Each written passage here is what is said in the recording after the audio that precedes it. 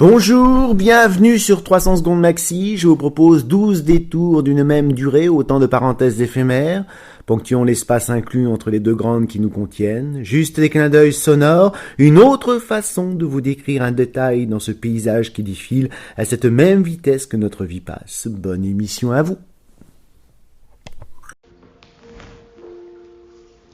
À partir de ce constat, nos 35 heures, nos 5 semaines de congés payés, nos 40 années de labeur pour ne pas mourir gratuitement, les quelques sous récupérés donnant l'impression rafistolée de ne pas mourir pour rien, belle affaire. Tous ces recours puérils, voire avilissants, insultent notre essence de fond. Après, cette même essence, par notre intermédiaire, à notre insu, continue à travers nous de causer. Pas étonnant alors, cette essence identifiée, de constater le genre de ces discours, faisant entre autres que des animaux interprètent dans nos cirques, comme nous, des rôles au sein d'autres cirques qui ne leur correspondent pas. Il se tient en nous une essence qui n'a pas baissé les bras. Elle n'est pas une nature pour être sensible à l'éternité et l'infini. Ou est-ce l'éternité et l'infini qui sont sensibles à cette essence ? Cette essence ne pose jamais ses valises. D'ailleurs, elle n'a aucun mérite à ce propos. Encore faudrait-elle qu'elle possède des valises. Cette essence voyage pour voyager. Cette base de départ que nous incarnons pour elle n'est pas synonyme de retour. Notre manière d'arriver à travers elle est d'avancer sans cesse.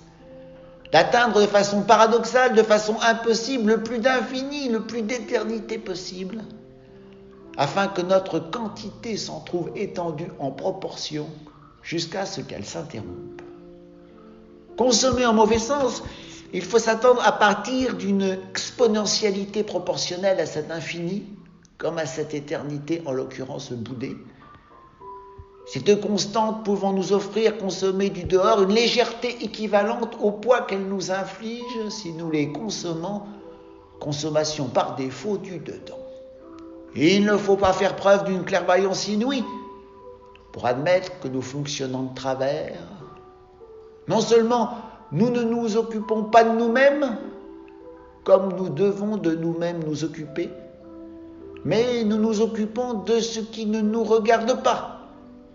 L'infini comme l'éternité se montrent tonitruants si vous leur imposez un provisoire. Attendez-vous une accélération tempétueuse par le biais de ce provisoire-là, jusqu'à ce que ce provisoire soit pris de vitesse, comme nous autres humains, en boudant ce que nous sommes débordés à notre tour par une même vitesse qui tourne sur elle-même jusqu'à en mourir, pour être privés de ces espaces sans fin, pouvant la canaliser.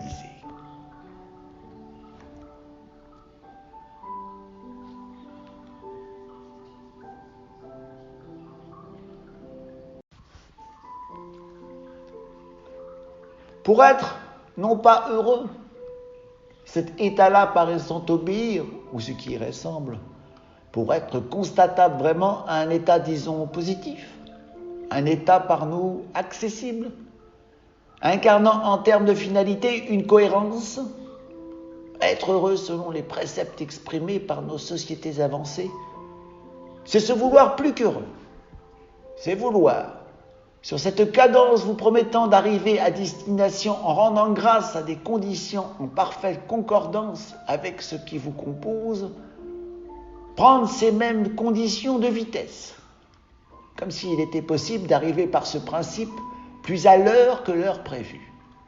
Ainsi, non pas pour être heureux comme on l'entend, afin de maintenir sa lucidité au frais, mais afin de se sentir en cohérence. Pour nous autres humains, une allégeance s'impose. Pour toutes les autres espèces de ce monde, elle s'impose pour elles du dedans. Elles ne peuvent pas se refuser à cette allégeance-là. Pour nous, elle s'impose du dehors. Notre raison, notre intelligence se doit de servir de lien. Mais cette même raison, cette même allégeance peuvent aussi être vectrices de rupture. Dans les deux cas, deux outils sont au service de cette même raison, de cette même intelligence, la mémoire d'un bord, l'imagination de l'autre, L'imagination, pour s'alimenter, ayant pour stratégie de faire ses courses dans nos mémoires, donnant ainsi lieu, par notre concours, à un processus exponentiel, le ver juste initié dans le fruit, selon ce processus-là, la messe semble dite. Au moindre doute à l'égard de cette allégeance, à l'égard de laquelle nous nous devons de nous rendre, cette machine que nous incarnons s'enraye, et le monde dans lequel ce rapport obligatoire doit opérer est promis à payer le prix fort, jusqu'à sa destruction. L'infini et l'éternité est notre nature. À la différence de toutes les autres natures occupant toutes les autres espèces de ce monde, notre nature orientée, tout au contraire, vers des lieux délimités, associés à des temps tout aussi délimités. Nous n'avons pas les moyens de refuser notre confiance à ce qui nous constitue. Se loge dans ce refus de confiance-là une forme de suicide à plus ou moins long terme, synonyme dans notre parcours d'autodestruction assurée.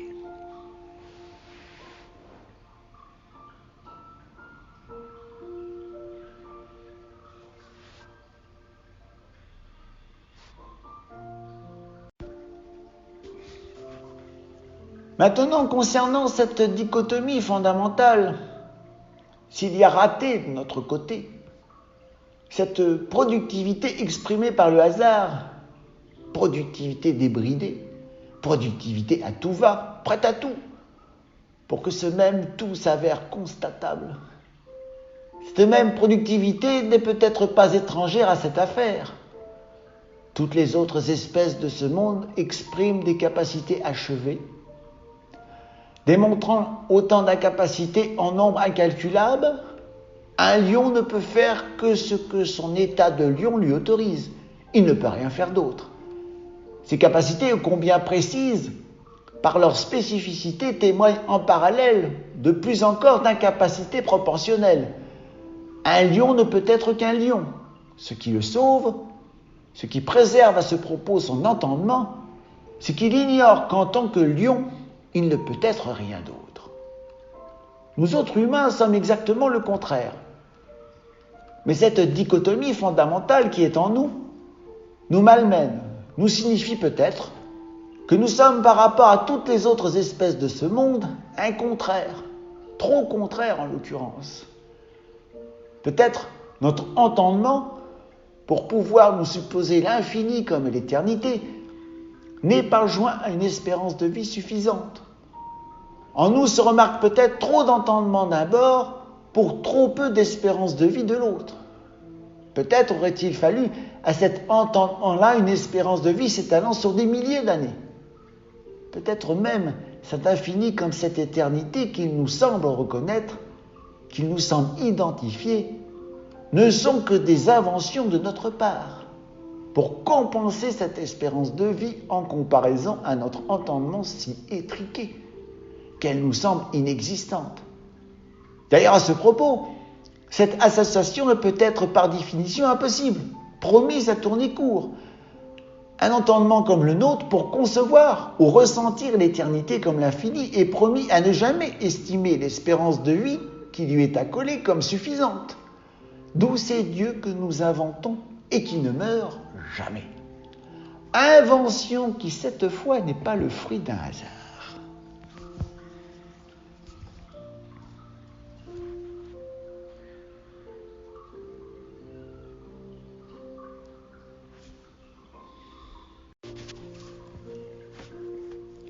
Cette dichotomie-là incarne-t-elle de la part du hasard un loupé ? Cet infini comme cette éternité sont-ils en réalité des symptômes ? Ces étendues d'espace et de temps étirent-ils à ce point l'entendement qui les ressent autant qu'il les nécessite, que cet entendement-là se disloque ? Ce même entendement poussé en ce sens au nom de ce qu'il ressent, se sentant meurtri, presque trahi par cette composition en l'occurrence vivante, peu importe ce qui la compose et par définition à court terme. L'être qui se trouve coincé, prisonnier entre cet entendement et son espérance de vie, Cet être-là n'est-il pas promis à péricliter à la seconde même où en lui cette dichotomie se déclare? L'infini et l'éternité, lorsque vous les ressentez comme nous les ressentons, n'annoncent-ils pas une maladie mortelle? Le hasard, pour ne pas avoir à subir ce qu'il génère, ne réclame-t-il pas par définition une absence d'intellectualisation? Car on ne peut réfléchir à ce que l'on est sans admettre tout ce que l'on n'est pas, selon une espèce d'équivalence assassine.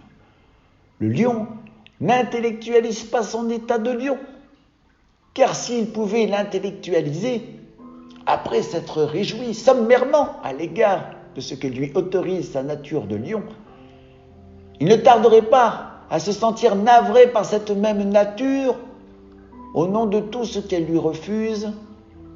Cette dichotomie fondamentale qui nous habite ne nous prévient-elle pas qu'être humain est un piège? Car nous pouvons tout entreprendre.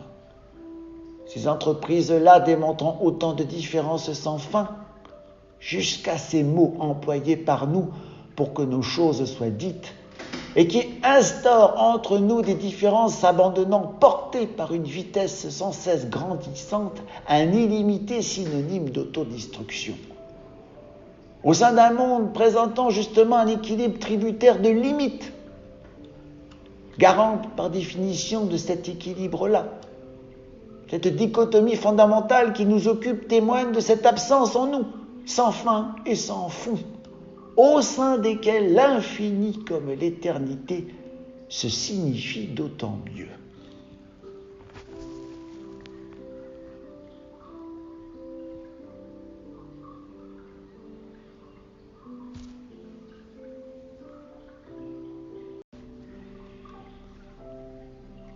Plus encore, cette dichotomie fondamentale à l'égard de l'espèce qu'il a subie, au-delà de lui refuser de quoi exister de façon établie, de façon cohérente, dans son désarroi, cette absence ne conduit-elle pas cette même espèce à donner corps à ce qui n'existe pas?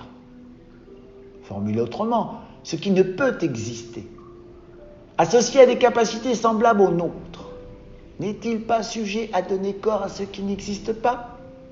Par définition, car pour les espèces dont nous faisons partie, susceptibles d'exister, la vie seule ne saurait suffire. La vie en tant que telle, à elle seule, ne saurait être synonyme d'existence. Car l'existence, c'est être ce que l'on est, sans avoir à s'interroger sur ce que l'on est. Pour ne pas ressentir à l'égard de ce que l'on est cette expectative synonyme en soi de permanence, nous poussant à céder à autant de questions qui sont de ces pièges particuliers attendant de vous que vous y répondiez pour se refermer sur vous. Ainsi, cette dichotomie fondamentale peut à sa manière avoir généré en nous une curiosité, une interrogation à l'égard de l'espace et du temps, interrogation à l'égard de laquelle nous avons répondu sans y répondre pour autant, l'éternité comme l'infini étant de ces réponses qui savent seulement repousser les réponses qu'elles formulent. Elles sont semblables à ces horizons qui reculent confrontés à nos avancées, jusqu'à épouser très strictement la vitesse qui est la vôtre, processus prompt à vous épuiser. Ainsi, cette dichotomie fondamentale qui nous occupe, par l'infini et l'éternité qu'elle nous sous-entend, nous apprend par le biais de ces dimensions sans fin et sans fond, qu'en nous-mêmes, nous ne parviendrons jamais à nous rattraper, afin qu'en nous-mêmes, à l'égard de nous-mêmes, nous parvenions à nous arrêter pour être parvenus à nous établir. En nous, aucune totalité ne saurait être contenue.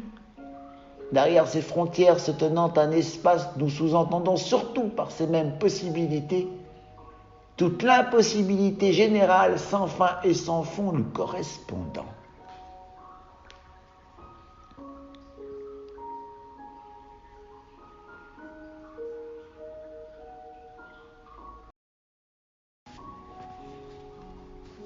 En conclusion, cette dichotomie qui nous occupe semble nous proposer en guise d'agissement de nous tenir tranquilles.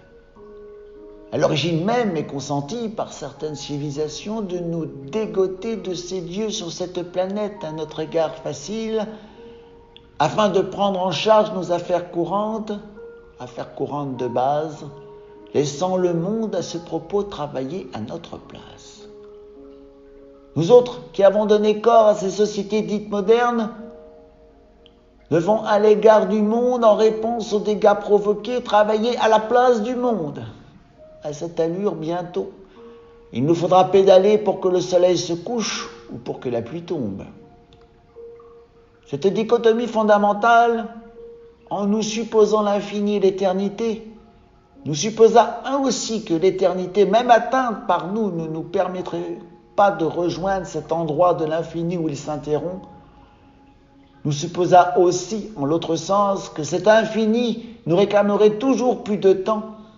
À partir de ces deux éléments ressentis, nous étions condamnés, si nous passions à l'acte, à devoir sans cesse, à propos de ces mêmes actes, remettre au pot. Aucune identité ne serait, à notre égard, capable de nous définir.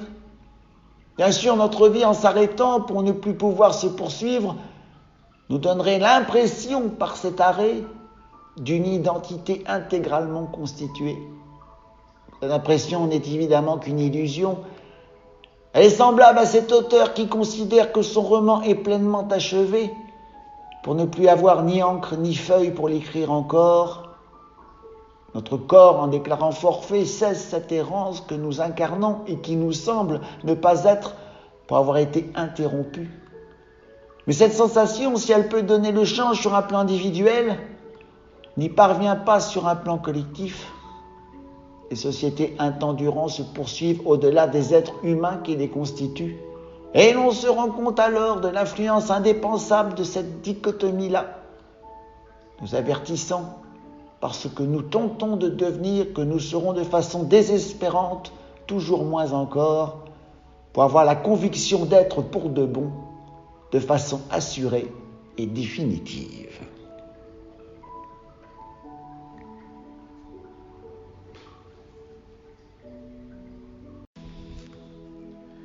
Cette nouvelle série de 10 articles va traiter de notre absence de nature.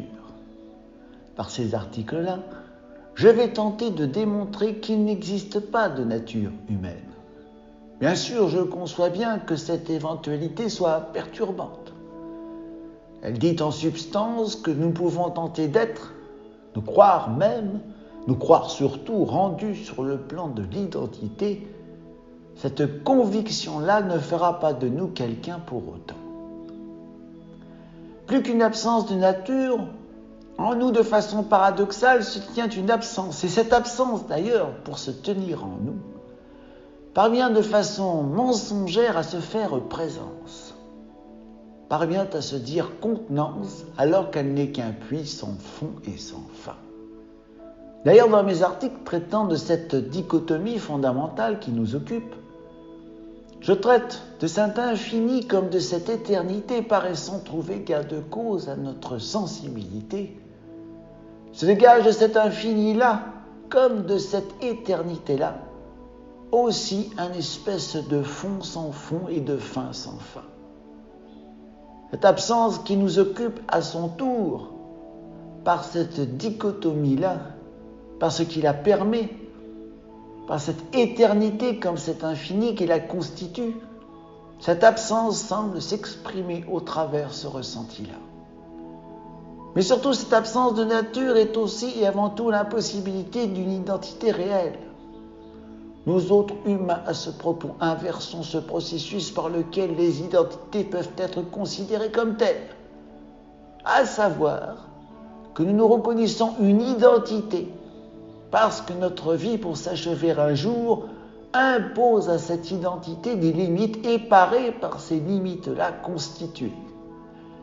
L'âge aussi, au fil de nos vies, au-delà de leur interruption, paraît aussi contribuer à une forme de délimitation en capacité de la constituer sous cette forme, jusqu'à la croire achevée. Alors que notre identité, tributaire de cette absence qui nous occupe, s'il nous était donné de vivre seulement plus longtemps, poursuivrait son errance poursuivrait son indétermination, poursuivrait cette chute en elle-même, par définition, sans fond et sans fin.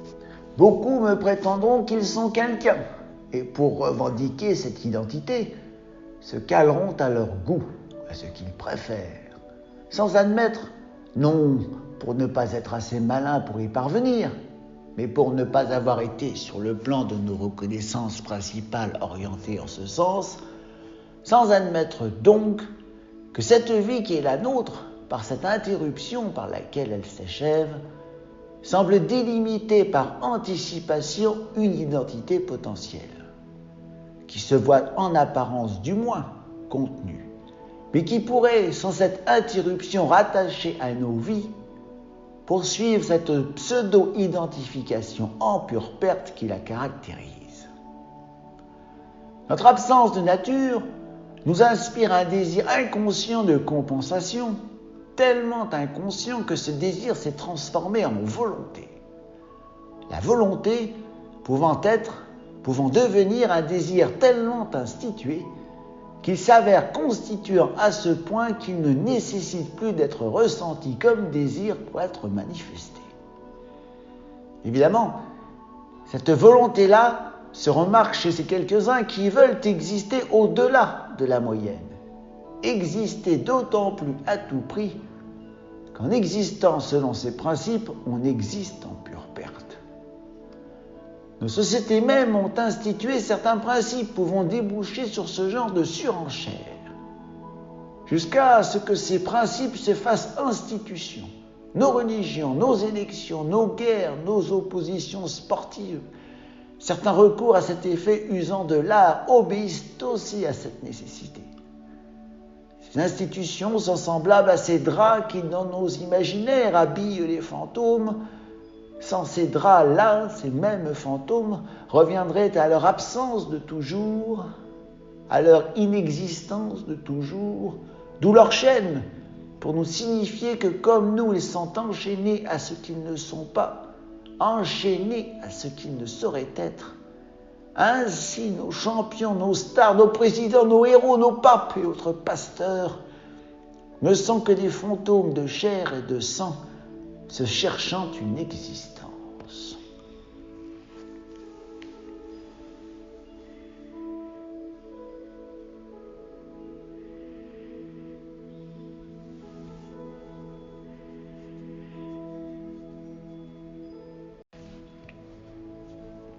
D'ailleurs, dans la poursuite de l'article numéro 2, traitant de notre absence de nature, cette volonté chez certains voulant user, voire abuser de ces institutions, pouvant vous dire quelqu'un, renforcer en l'occurrence à leur estime, pour transiter par l'estime de quelques autres, estime de nos jours tributaire du nombre rassemblant ces autres-là, ces quelques-uns-là, par ces manœuvres, expriment aussi la volonté cachée de passer à la postérité. Cette manœuvre exprime à sa façon, concernant cette volonté d'identification, un aveu d'impuissance. Passer à la postérité, c'est avouer que l'on a envisagé de dépasser par cette personnalité acquise, cette absence, cette fois passant par le corps.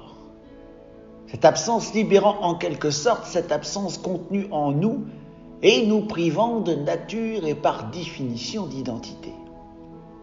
Cette absence-là, notre corps HS revient à sa totalité. Pour dire de nous, cette totalité à nouveau en sa possession, que nous n'avons été à son égard qu'interférence. Ceux qui parviennent le moins en pure perte à se faire quelqu'un sont ces quelques-uns qui existent en épousant une pseudo-identité réduite à son minimum.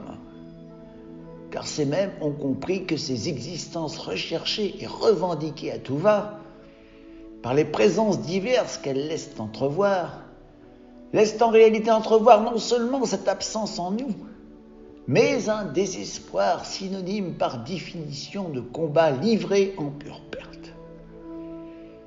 L'individu, en devenant président, met en exergue, au regard des moyens requis pour qu'on le considère président, en usant justement de ces moyens-là, tout ce qu'il n'est pas, tout ce qu'il ne saurait être, à travers ce qu'il est soi-disant. Ce fantôme-là, pour déjouer sa nature véritable, se drape d'un manteau de soie recouvert d'or et de diamants. Mais plus il se pare de la sorte, plus les esprits éclairés, les esprits courageux, pour se rendre, pour se savoir vaincus par elle, par avance, à la réalité, plus ces esprits-là voient de ce fantôme aux 1000 parures, voient avant tout et surtout le fantôme qu'il est.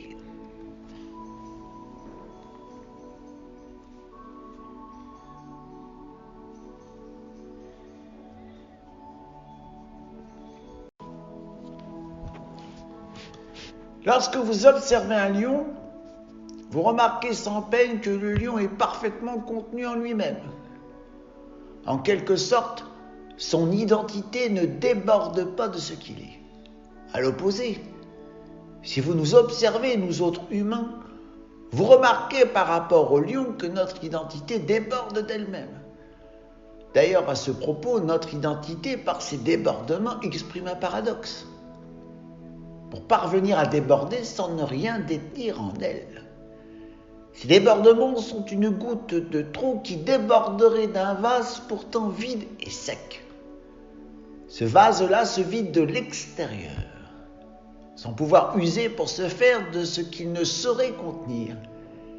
Les gouttes, pour donner le change, sont rapportées par le vase lui-même, afin qu'il donne par cette manœuvre l'impression qu'il déborde à partir de ce qu'il contient en lui, pour posséder en lui soi-disant trop d'identité pour que celle-ci soit par lui maintenue en son sein. Évidemment, la réalité est contraire. Certains êtres humains, pour se vouloir reconnus et pour y réussir, ne bénéficient pas d'une identité plus pleine que les autres. À leur sujet, il s'agirait là d'un contraire. Bien sûr, cette absence qui nous occupe ne se fait pas plus absente pour ces quelques-uns-là que pour tous les autres. Ces mêmes y sont seulement plus sensibles. Et plus ils tentent de pallier à ce vide qui les dérange, plus ils se vouent à céder pour y réussir à des manœuvres extérieures à eux, chargés de déroger à ce vide.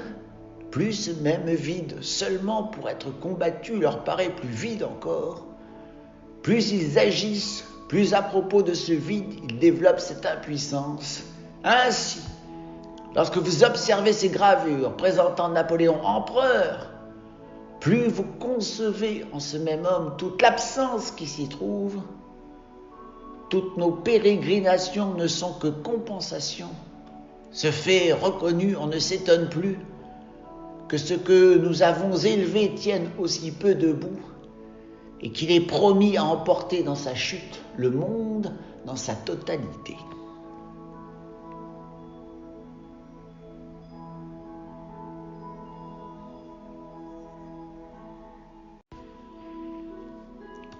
Plus encore, cette absence de nature chez une espèce est l'annonce de développer des capacités de destruction. Ces capacités-là seront proportionnelles à cette incapacité étant par répercussion capacité à pouvoir supporter en elle cette absence qui la caractérise.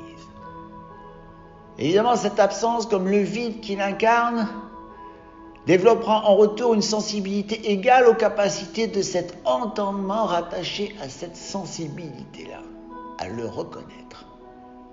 Cette remarque à certains paraîtra simpliste. Pourtant, le processus qu'elle souligne se montre à sa façon terrible.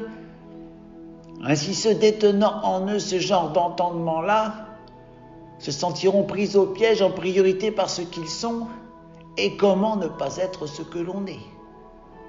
Bien sûr, dans l'histoire humaine, des êtres de ce genre surent en quelque sorte se laisser de côté, sûrs qu'en cédant à ce qu'ils étaient intrinsèquement, Ils étaient promis à se trouver aux ordres d'eux-mêmes, aussi surent-ils établir une distance entre eux et eux-mêmes, pour s'éviter de ces luttes qui vous épuisent, pour vous ramener par le biais de ces victoires qu'elles vous laissent à la fois croire et espérer à autant de combats perdus par avance.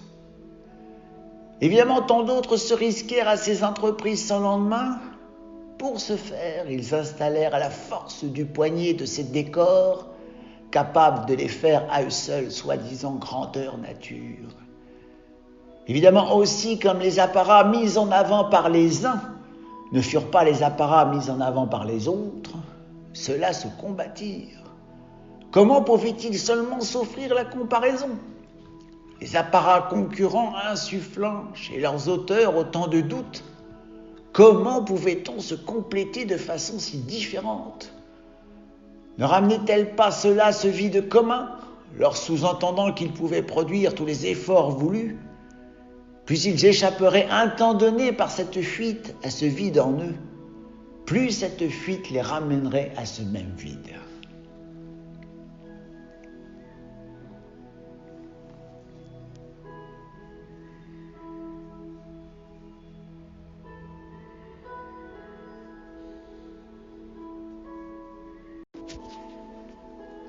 Comment notre absence de nature ne pourrait pas nous conduire à nous autodétruire? Une autodestruction étant par avance une construction ne reposant sur rien. Il ne faut pas écarter d'une autodestruction la construction qui la permet. Pour qu'un immeuble s'autodétruise, c'est-à-dire qu'il se détruise à partir de ce qu'il est, il est nécessaire que sa construction s'appuie en réalité de façon paradoxale sur une absence récurrente de fondation.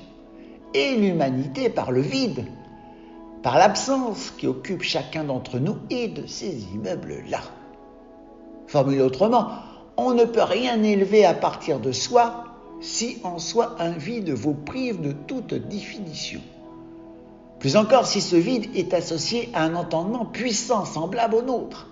Alors deux conséquences se remarquent. D'abord, la vie imposera à l'espèce concernée une présence en elle égale à l'acuité de son entendement. Ensuite, si cet entendement décide de passer à l'acte, pour tenter de mettre à distance de son ressenti ce vide, cette absence sachant justement se faire ressentir en usant justement pour se faire de la sensibilité de cet entendement-là, les moyens conçus par cet entendement au prorata de sa puissance extérioriseront ce même vide, cette même absence, par autant de parades sans lendemain, dépourvues de cette substance qui vous offre une certaine continuité. L'avenir d'une espèce se compose à partir de ce qui la constitue. L'avenir de l'espèce humaine, selon cette règle, se compose donc à partir de rien. Évidemment, pour se composer à partir de rien, les efforts nécessaires comme les moyens pour les alimenter se montreront équivalents à ce vide, en l'occurrence combattu, à cette absence, en l'occurrence combattue. De toutes nos réalisations émane cette impression d'échec. Notre environnement naturel, à sa manière, nous prévient que nous nous échinons pour des prunes.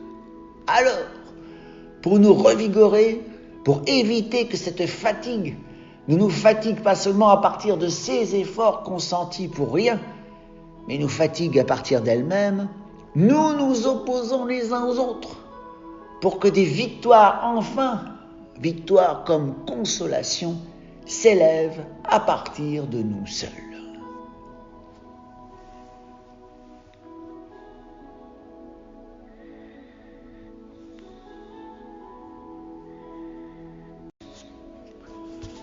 Pour tenter d'éviter cette autodestruction qui nous guette, il faudrait que nous renoncions à ces initiatives, chargées soi-disant de venir à bout de ces insuffisances rédhibitoires, à partir desquelles nos problèmes sans exception prennent racine. Ainsi, plus nous agirons pour établir le tir, plus ce tir vaudra d'être rétabli, jusqu'à cette sortie de route ultime, inévitable. D'ailleurs, de façon symptomatique, notre entendement ne pouvant s'empêcher de se rappeler à nous, en nous atteignons, nous, par des voies transitant pour se faire par notre inconscient. D'ailleurs, à ce propos, ce n'est pas notre inconscient comme mécanisme préétabli qui permet à notre entendement de se rappeler à nous, sans être explicitement identifié, mais les manœuvres établies par notre entendement qui développent notre inconscient, pour nous refuser à leur sujet à toute reconnaissance. Ainsi, notre entendement sait à sa manière par défaut à notre égard, prendre les devants. À nouveau, cette pseudo-anticipation, en l'occurrence, n'en est pas une. Elle est anticipation en exploitant pour être jugée comme telle notre volonté à ne pas vouloir reconnaître ce qu'elle produit, au moment où elle le produit. À ce sujet, notre arsenal nucléaire en apporte la parfaite démonstration. Celui-ci n'étant pas autant de moyens pour nous empêcher de combattre, nos oppositions se manifestent autrement pour exprimer cette animosité entre nous, témoignant de notre impuissance à parvenir à nos fins, à parvenir à une sorte d'identité arrêtée absolue. Nos rixes à caractère économique démontrent ces reports. Notre arsenal nucléaire exprime non pas ses moyens pour nous empêcher de nous opposer, mais ces moyens par lesquels nous viendrons à bout d'une situation désespérée, ou au-delà de pâtir dès l'origine d'une absence en nous, ce no man's land qui nous occupe, malgré notre acharnement à vouloir le meubler, répandra en dehors de nous ce vide, cette absence qui le caractérise. Nous ne sommes qu'un lien regrettable entre ce vide et ce monde, qui s'avère pour ce vide d'autant plus ouvert sur ce monde que nous nous évertuons à ne pas le considérer pour ce qu'il est, à le considérer même comme un opposé strict à ce genre qui le caractérise.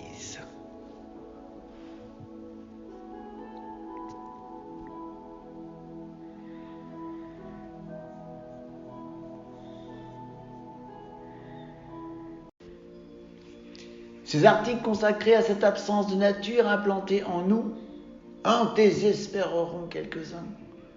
Cela devrait apprendre à être heureux à partir de la réalité, en se disant, pour commencer à y réussir, que le bonheur est une vue de l'esprit, une valeur ajoutée à elle-même et ne reposant sur rien à sa base, faisant que l'addition qu'elle revendique propose un résultat qui doit être cru d'abord pour être vu en proportion.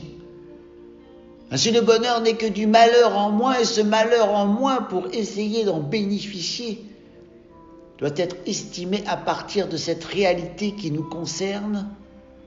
Ce malheur en moins n'est qu'histoire de reconnaissance, d'addition à ce point juste qu'on se concentre avec tout sur ce résultat que cette réalité nous présente, en veillant à ne pas la déformer par des opérations chargées de rendre grâce à nos goûts, constituées avant tout à partir de ce qui nous déplaît, ayant l'ambition par cette révolte de renverser la table. Nous ne détenons pas de nature, pas plus que nous possédons de quoi nous constituer une identité, à l'image de celle qui nous permet d'affirmer par exemple qu'un lion est un lion. Nous pourrons nous épuiser à vouloir nous constituer une identité digne de ce nom. Cette même identité, à ceux qui ne craignent pas ce que leurs yeux leur commandent de voir et d'intégrer, apparaîtra comme un aveu d'impuissance. Tellement que notre insistance à ce propos, voulant coûte que coûte que nous soyons quelqu'un pour de vrai, retirera à ce qui est pour de vrai ce qui le fait être pour de vrai. La dégradation de notre environnement naturel sans cesse et de façon croissante nous en apporte la preuve.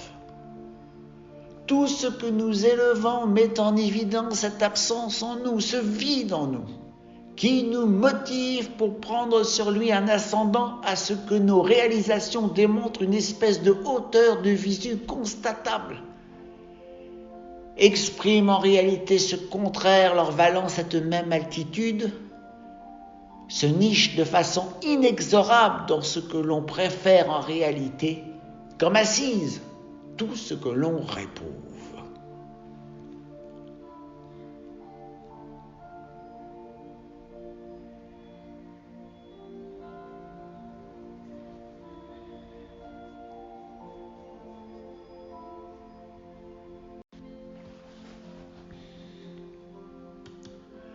Au-delà de cette absence de nature qui nous caractérise, il faudrait sans doute à ce propos nous arrêter sur l'absence seulement qui parvient, malgré nos insistances à ce sujet, à ne pas nous faire exister, malgré ces impressions contraires que nous n'avons de cesse de répandre et de renforcer en ce monde.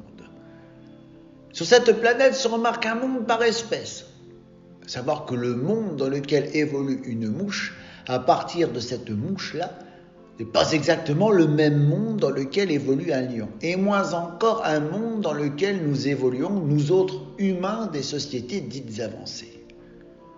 Maintenant, toujours dans la poursuite de cette réflexion touchant à notre absence de nature, on peut se demander si une existence, pour être considérée comme telle, nécessite justement d'être constatable.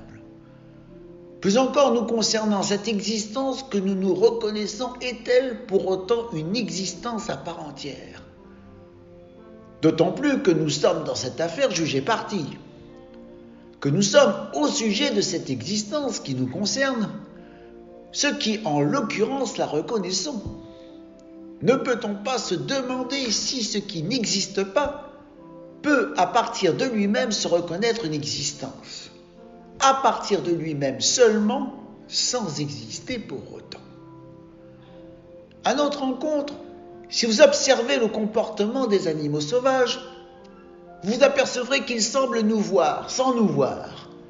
Nous paraissons à leur égard avoir la constance d'une rafale de vent juste un tantinet plus bariolée.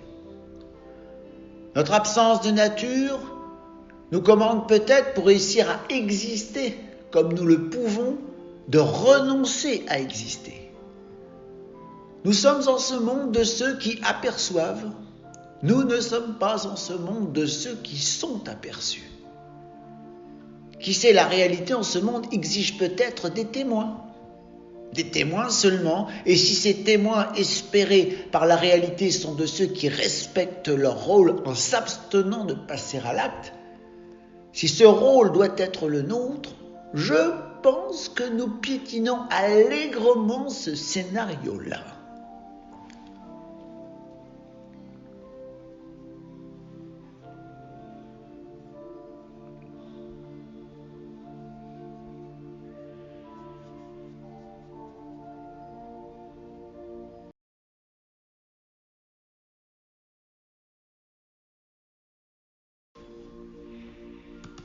J'arrive à la fin de cette réflexion consacrée à notre absence de nature.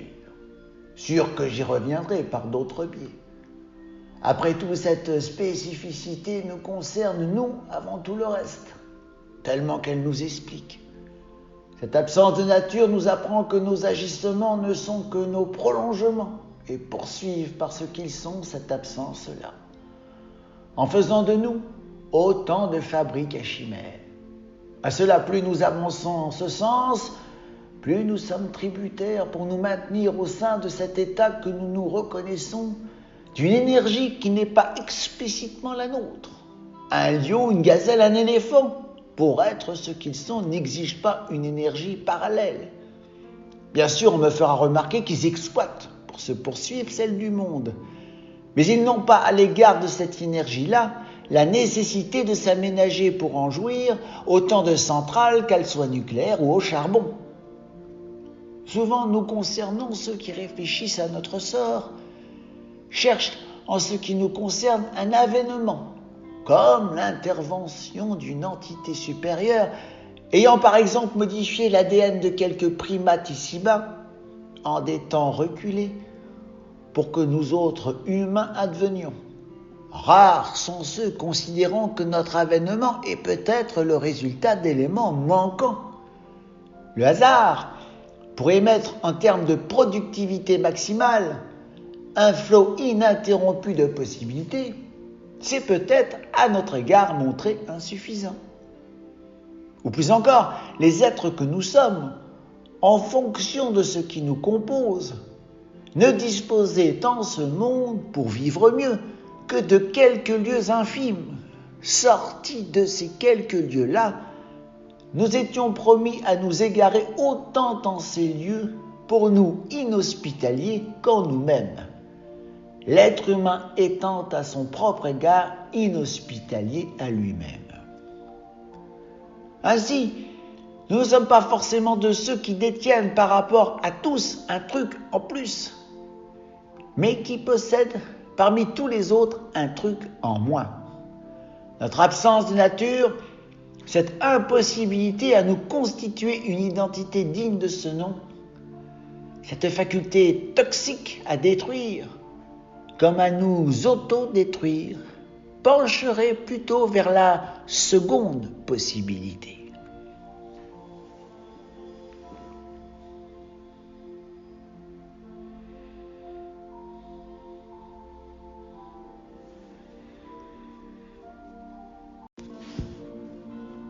Beaucoup considéreront que ce sujet est semblable à celui traitant de notre absence de nature. Il est compliqué de parler de nous, de l'être humain, en faisant l'impasse, en l'occurrence, sur l'être humain. Ainsi, cette nécessité nous conditionnant à considérer de ces finalités à caractère divin nous décrivent, plus que nos apparences visuelles immédiates. À ce sujet, il est quand même symptomatique que nous exprimions ce genre de prédilection, que nous apprécions de nous projeter vers ce qui n'existe pas. Ce goût qui est le nôtre est identique à celui qui firent pendant des siècles se rendre à l'église tant de générations. Les autels de l'époque étaient alors nos écrans blancs ou plats actuels. La manœuvre reste la même.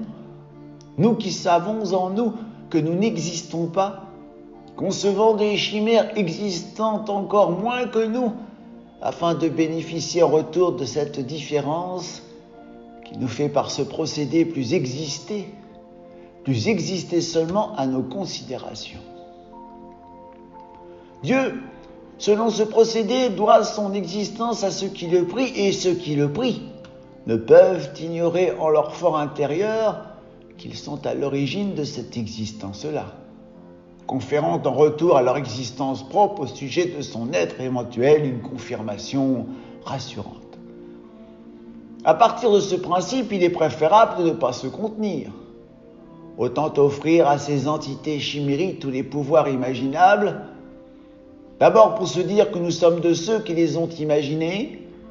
Il est quand même gratifiant d'admettre que les dieux doivent ce qu'ils sont à des mortels de notre acabit. À cela, ce dérivatif aussi soulage notre ego plus qu'il le flatte d'ailleurs.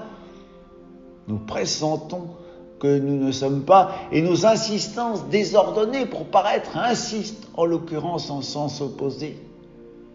Plus nous voulons être, moins notre sincérité en nous par définition incompressible, nous sommes. Alors pour déroger à cet aveu, nous orientons notre affection vers ces chimères aux pieds d'argile, pour jouir en retour d'un amour aussi gonflé que des baudruches paradoxales, nécessitant d'être gonflées sans cesse pour ne pas exploser.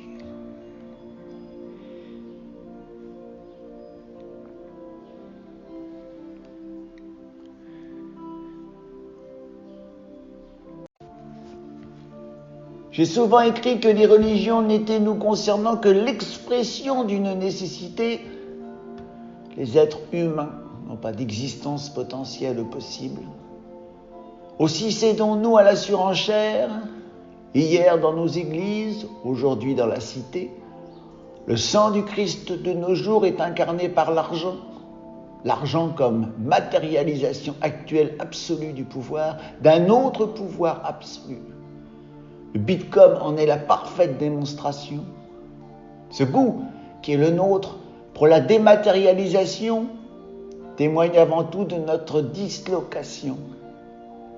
Ces pointillés qui nous composent et qui nous refusent pour ne pas savoir se réunir et ne former plus qu'un, une totalité qui nous permettrait d'être de façon arrêtée, complète, comme le sont toutes les autres espèces de ce monde, nous pousse à combler ces vides.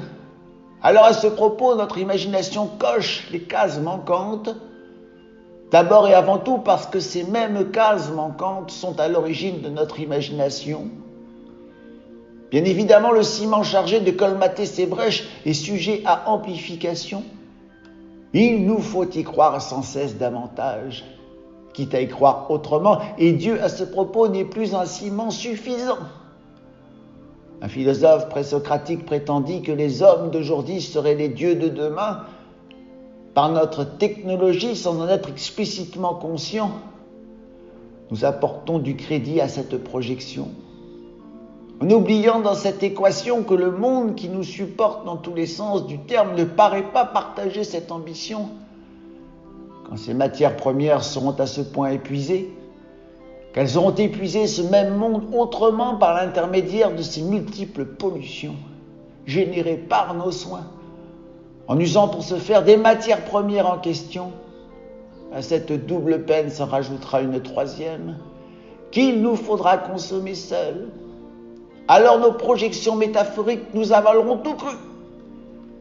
Cette absence fameuse, pour avoir été matérialisée par son retour en nous, prendra plus de place que nous ne pourrons jamais lui en concéder, nous amenant à nous dissoudre et à nous désagréger de l'intérieur.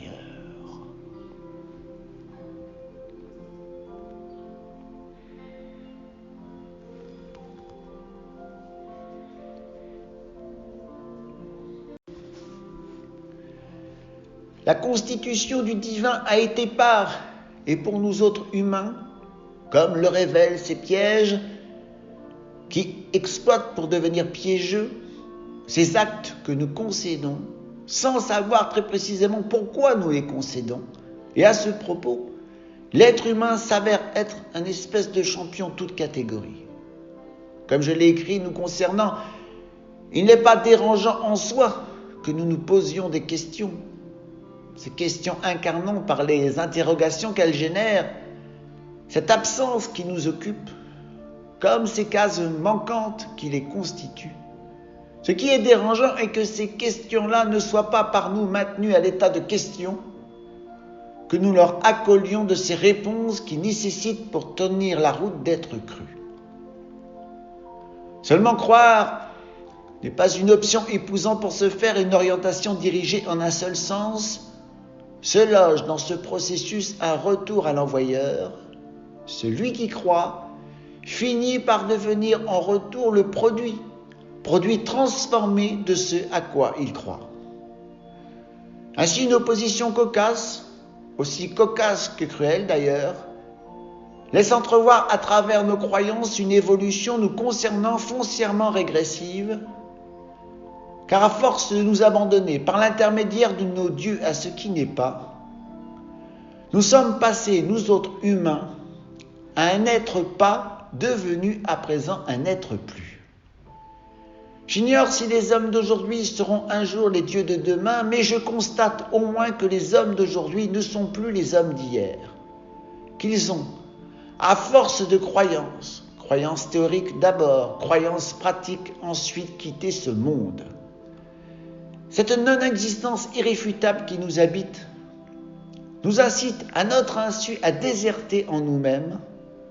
Cette mort tant revendiquée lorsque nos vies s'interrompent paraît sans cesse se manifester avec plus d'évidence par cette insistance maladive, nous poussant à vouloir sous nos yeux ce à quoi nous croyons. Notre absence en nous n'en demande pas plus, pour se faire encore et encore plus présente que nous, en nous comme au dehors.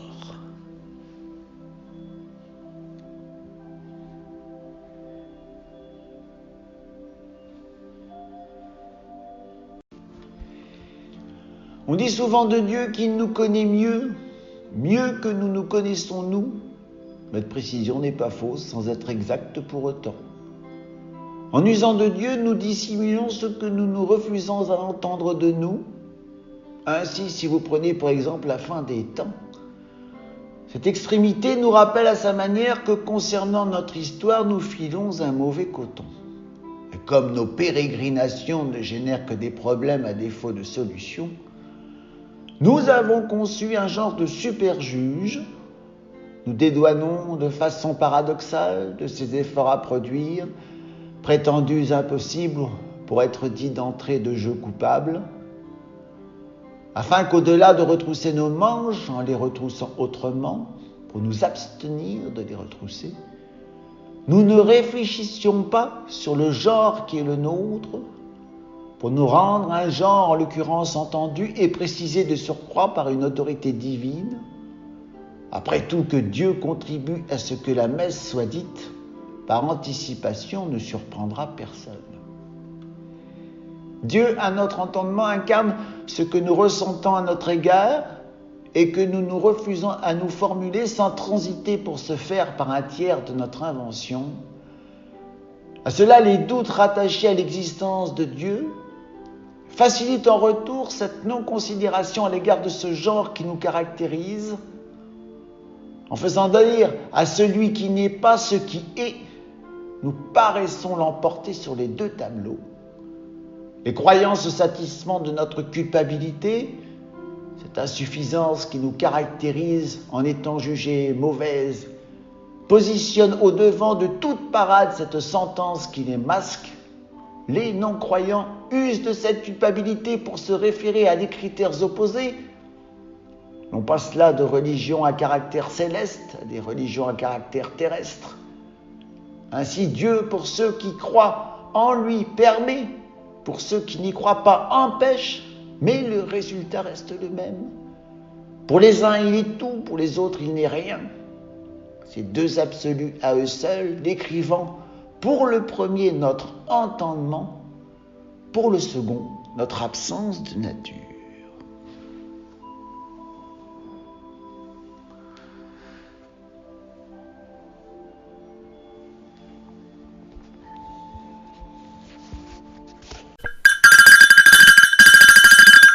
Merci pour votre attention. Le temps nous a imposé sa loi en nous entraînant dans nos vies respectives une heure plus loin. J'ignore où vous vous trouverez la semaine prochaine, mais si le cœur vous en dit, je vous donne rendez-vous pour renouveler l'expérience en vous souhaitant d'ici là plein de hasards heureux. Bien à vous.